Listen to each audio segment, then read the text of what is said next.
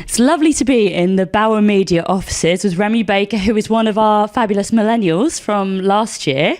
How has that worked out for you? Have you had any benefits since then? Yeah, it was an incredible opportunity. And earlier this year, I accepted a new role at Bauer, and it really helped me throughout the interviewing process to have such a great accolade to my name.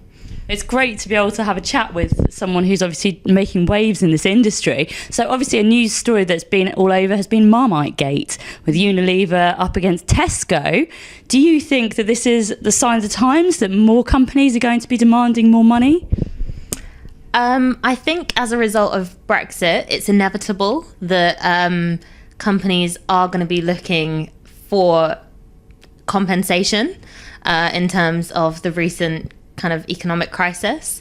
And I think it's kind of quite astounding that such a big player in the market is the first one to approach the topic. But I think that we'll definitely probably see more of it over the next couple of months because there's such a period of uncertainty at the moment. Obviously, there are other products affected, but are you personally pro or con Marmite? Pro. I really don't like Marmite. So con Marmite then, yeah, against the Marmite. I mean, pro them getting rid of the Marmite from the shelves. No, fair enough. Well, I'll have your Marmite then, because I'm a bit of a fan. Facebook this week have launched a workplace function, which I think is designed to kind of head people away from emails, which has been, something that's been brewing for quite a long time now. Do you think that people are going to stop using emails anytime soon? I don't see that in the foreseeable future, in the very least. I think that social apps have a real role to play, but in a very personal way, and people's affiliations with those apps is in a very social nature away from the workplace. So it'll be quite interesting to see how many people take up the offering and are using it.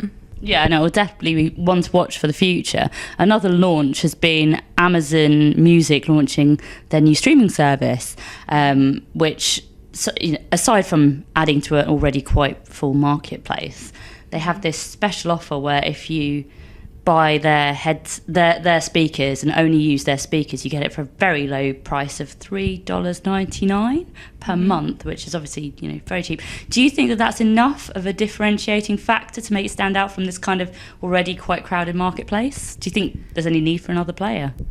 I think it's interesting that Amazon are going into that space. I don't think that they properly understand people's the way that people are actually consuming music, especially with these kind of streaming apps. It's a very personal experience, and people are often listening, on the commute, on the go, when they're on their own.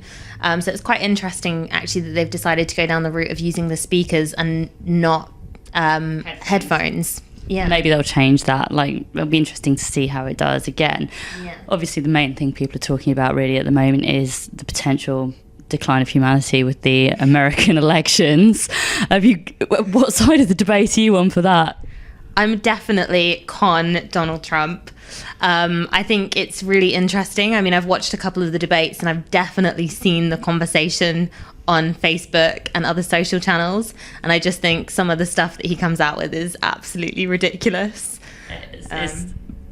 As a female, it's perpetually shocking, I think, is probably the way I'm going. Shocking. And quite scary, actually, that potentially he might be running the US is just completely crazy. But And on that happy note, thank you very much for chatting to us about the week's news, and have a lovely week. Thank you, you too.